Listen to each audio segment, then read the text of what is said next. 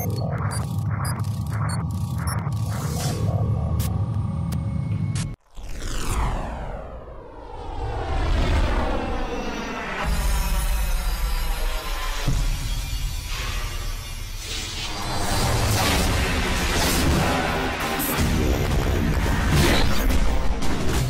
everyone, this is Paul Sotosanti, Darkspore Systems Designer, back for another Hero Spotlight.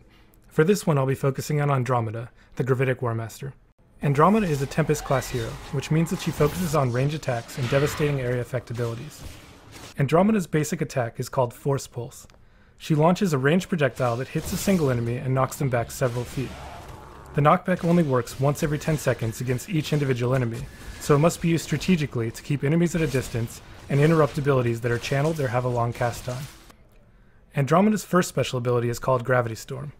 This is a channeled ability that grabs all enemies in an area and lifts them up into the air.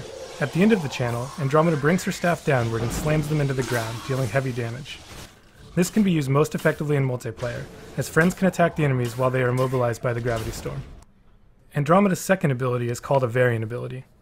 Each of the heroes in Darkspore have 4 variants, and each one has a different ability from a pool that are shared across heroes of the same type. Part of the strategy in Darkspore comes in choosing the variant with the right ability for the job. Some are better in PvE situations, some are better in PvP, and others might be better on a tank or a ranged hero. This variant of Andromeda has an ability called Time Bubble. This ability spawns a sphere that selectively distorts time. All enemies and enemy projectiles traveling through the sphere will be slowed by 80%. Andromeda can combine Time Bubble with Force Pulse to push enemies further into the sphere, causing them to be slowed for a considerable period. Something else that works well with Time Bubble is Repulsion Sphere, Andromeda's squad ability.